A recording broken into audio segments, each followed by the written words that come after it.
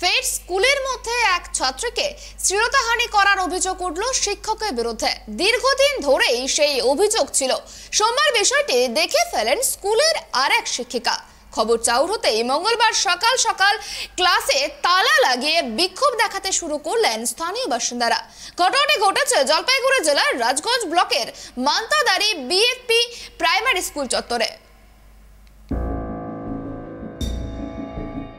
প্রাথমিক স্কুলের নাবালিকা পড়ুয়াদের শ্লীলতাহানির অভিযোগ উঠল স্কুলেরই এক পার্শ্ব শিক্ষকের বিরুদ্ধে।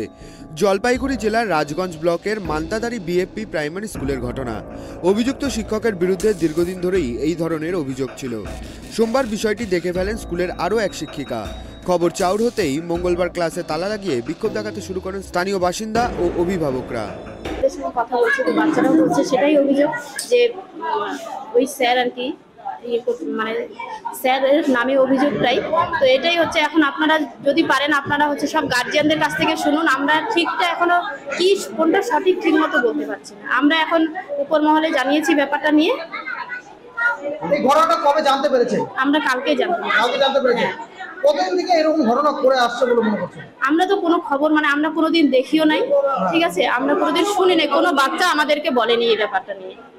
বাচ্চারা কি ভয়ে কথা বলে? সেটা ওরা এখন বলতে পারবে যে ওরা ভয়ে বলেনি, না ওরা বুঝতে পারেনি, হয়তো ছোট বাচ্চা যে এরকম কিছু করছে হয়তো বুঝতে পারেনি। সেটা আমরা অভিযোগ উঠছে সে শিক্ষক কতদিন থেকে স্কুলে আছে? আমি 18 বছর থেকে। না যে শিক্ষকের বিরুদ্ধে অভিযোগ উঠছে, হ্যাঁ সেই শিক্ষক 18 বছর থেকে, আমি 7 বছর 6 বছর। সেই জন্য ওই প্যারা টিচার আজকে স্কুলে আসেনি। তার গ্রামবাসীদের কি অভিযোগ আছে এটা আপনি গ্রামবাসীদের কাছ থেকেই শুনুন, কারণ অভিযোগটা এতটা মারাত্মক আমার নিজের মুখে বলতে ইচ্ছা করছে না।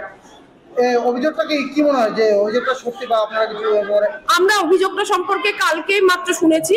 কালকে শোনার পরে আমরা দুজন স্টুডেন্টের বাড়িও গেছি, হ্যাঁ, এবং সেই প্যারা টিচার আজকে আসেননি স্কুলে। এবার গ্রামবাসীদের কাছ থেকে আপনারা যারা মানে আমাদের স্টুডেন্টের মারা আছে তাদের কাছ থেকে আপনারা প্লিজ শুনে নিন।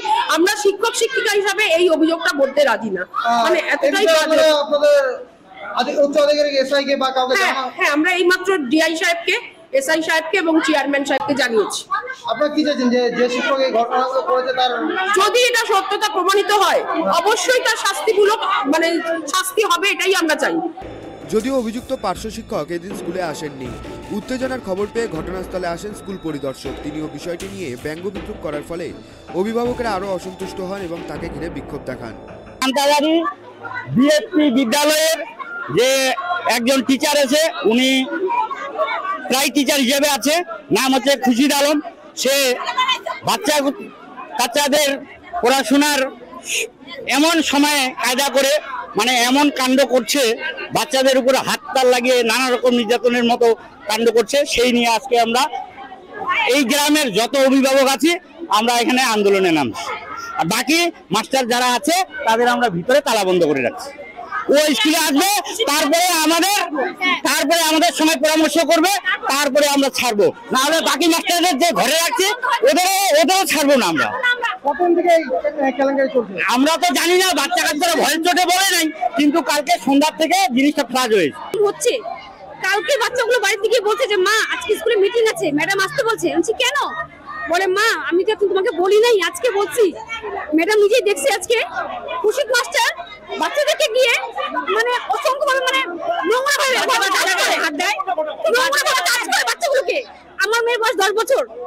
কালকে বলছে যে মাকে আমাকে আগে বলিস কেন? বলে মা আমি বুঝতে পাইনি যে স্যার এরকম নোংরামি করছে। এখন বলে স্যার প্রায় আমাদের তো টাচ করে। ও এত সাহস কি করে ওরা খুশি দেখো আমাদের বাচ্চাগুলো এভাবে টাচ করে? হ্যাঁ, আমি তো শুনলাম, মানে আমার মাথাটা ঘুরতে দেব। এত শয়তান ও, এত খারাপ লোক এখানে এগুলো আছে। আমি ম্যামকে বললাম ম্যাম আপনারা দেখেন নাই আগে, আপনারা জানেন না, আপনাদের বর্ষায় আমরা বাচ্চাদেরকে দিয়ে যাই, তাহলে আপনারা কি দেখতেছেন? ম্যামরা বলছে যে আমরা জানি না, আমরা কালকেই শুনলাম, সেই জন্য আমরা আজকে মিটিং, কোনো মিটিং হবে না, খুশিদকে এখানে আসতে হবে, ওকে আমার চাই। আমি ওকে জিজ্ঞেস করবো যে ও কেন এগুলো কাজ করতেছে এইখানে নোংরামো, সাহস করতে পারছে না, ওকে আমাদের দরকার।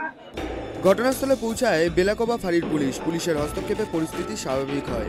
যদিও এই ঘটনায় অভিযুক্ত পার্শ্ব শিক্ষকের বিরুদ্ধে এখনো পর্যন্ত কোনো লিখিত অভিযোগ দায়ের করা হয়নি। সেই স্কুলের শিক্ষিকা টিয়া সেন বলেন, এরকম একটি শ্লীলতাহানির কথা শুনলাম, গতকাল যদি এরকম দোষ করে থাকে তাহলে তার শাস্তি হওয়া উচিত। জলপাইগুড়ি থেকে রাজীব মুখার্জির রিপোর্ট, ট্রাইব টিভি।